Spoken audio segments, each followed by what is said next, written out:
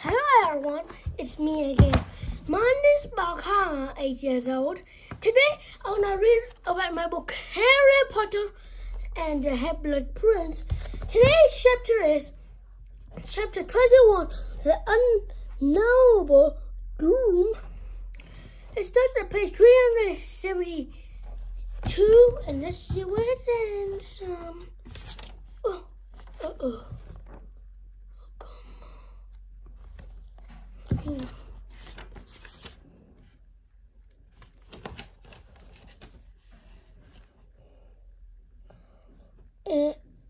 And the page, not good. Page 389. Just sounds like 2SA. And 11. This literally 9 pages, should be 17 pages in all. So it starts. Harry racked his brain over the next week as to how he was to persuade Slughorn to hand over the true memory, but nothing in the nature of a brain wave occurred, and he was reduced to doing what he did, increasing these days was at a loss, poring over his potions book, hoping that the prince would be scribbled something useful in a margin, as he had done so many times before. "You won't find anything in there," said Hermione firmly late on Sunday evening. "Don't start, Hermione," said Harry. "If it hadn't been for the prince, Harry wouldn't be sitting here now.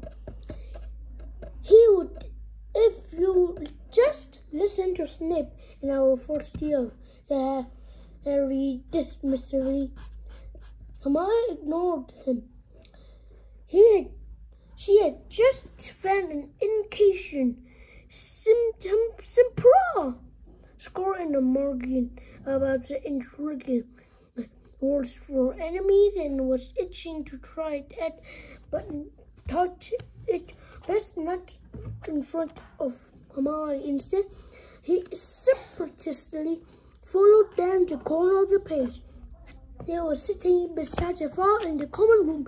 The only other people still up were below 6 years.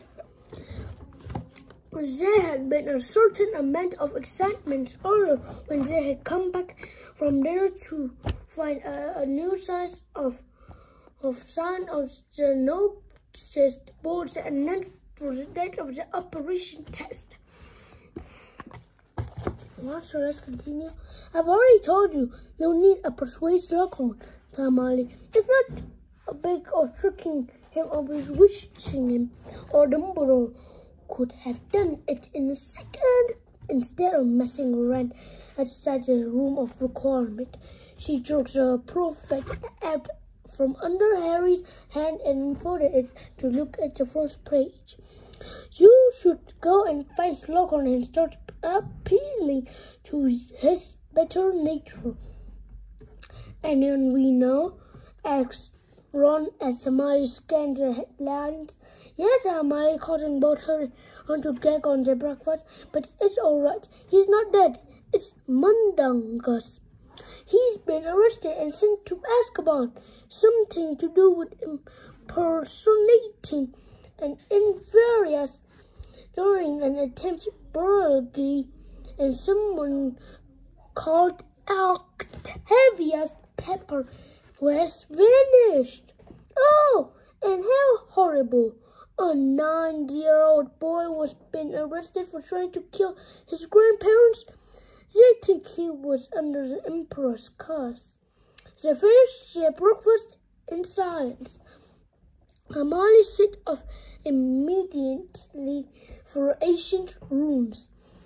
Ron for the common room, where he still had to finish his conclusion for Snape the Mentor Easy, and Harry for the corridor on the 7th floor in the street of wall opposite the tapestry of Banner's Barmy teaching trolls to do ballet. Harry slipped his on his invisibility cloak. One, he had found an empty passage, but he did not have bothered. When he reached his destination, he found it deserted. Harry was not sure whether his chance of getting inside the room were better with everyone inside it by the presence of Crabbe, a girl pretending to be an 11-year-old girl. He closed his eyes as he approached the vast where the room of requirements door was concealed. He knew that he had to do. He had become most accomplished at it last year, concentrating with all this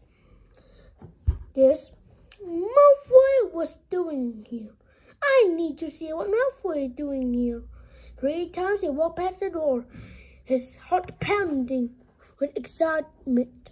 He opened his eyes and faced it, but he was still looking at a stretch of dancing black wall. He moved forward and gave it an experimental punch. The stone remained solid and yelling. "Okay," said Harry aloud. "Okay, I thought you were the wrong thing," trying as hard as he could. "I need to see the place where Malfoys keep coming secretly. I need to see the place." After 3 past, he opened his eyes expectantly. There was no door. "Oh, come off it," he told the wall irritably. That was a clear instruction. Fine. He thought hard for several minutes before he heard more. "I need you to become the face you become for Draco Malfoy." He did not immediately open his eyes. When he had finished his into existence, he had not heard anything. However, expect the distant twitter of birds outside. He opened his open eyes. There was still no door. Harry swore. Someone screamed. He looked around to see a gaggle of birds still running back around the corridor, apparently under the impression that they had just encountered a fully fallen mad ghost. I tried variation of "I need to see what Draco is doing inside you" that he could take for a whole hour, at the end of which is forced to condense. Hermione might have had annoyed. He set off a defense against the dark arts, pulling off his invisibility cloak and stuffing it into his bag as he went. "Late again, Potter," said Snape coldly, as Harry hurried into his 10 points from Gryffindor.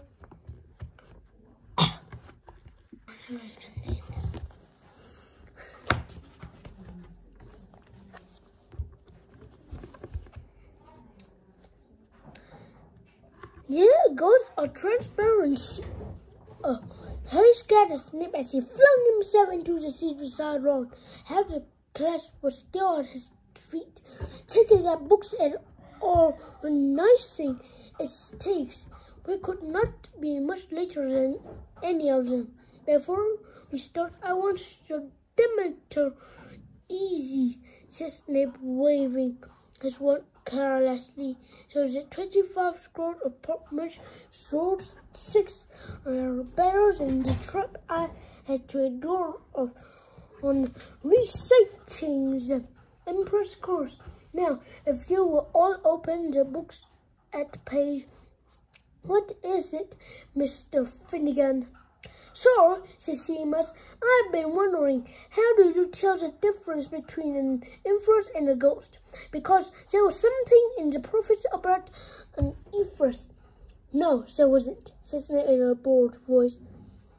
"But, sir, I heard people talking. If you had actually read the article in questions, Mr. Finnegan would have known that he also called in Ferris was nothing but a burly sneak thief by the name of Mungus Fletcher. I thought Snip and Mungus were on the same side, muttered Harry to Ron and Tamali. Shouldn't he be upset Mungus or been arrested? Let's continue now. So, to page.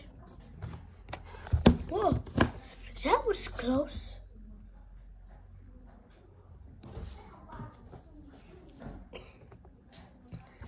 Malfoy must be just feet away from him, and there was still not the tiniest shred of evidence as to what he was doing in there. Losing his patience completely, Harry ran at the wall and kicked it. He thought he might have broken his sword as he clutched it and hopped on one foot. The wizard slipped off him. Harry spun around, one leg and toppled over. There, to his utter astonishment, was Tonks watching towards him as though she frequently strode up his corridor. "What are you doing here?" he said, swaying to his feet again. "Why did you always have to find him lying on the floor?" "I came to see Dumbledore," said Tonks. He thought she looked terrible, thinner than usual. Her mouse-colored hair linked. "His office isn't here," said Harry. "It's round the other side of the castle behind the gargoyle." "I know," said Tonks. "He's not there. Apparently he's gone away again." "What, has he?" said Harry, putting his bruised foot gingerly back on the floor. "Hey, you couldn't know where he goes, I suppose." "No," said Tonks. "What did you want to see him about?" "Nothing in particular," said Tonks, picking apparently unconscious to his robe. "The prophet's often behind the times. We didn't seem to order recently." "No one claimed the order rights to me," said Harry. "Not since Jerry has." Suddenly, abandoning her, came and see Dumbledore when he's not even here. "I had a thought," said Harry tentatively. Ron's scared. "Goodbye, Ron. Say to have a nice day."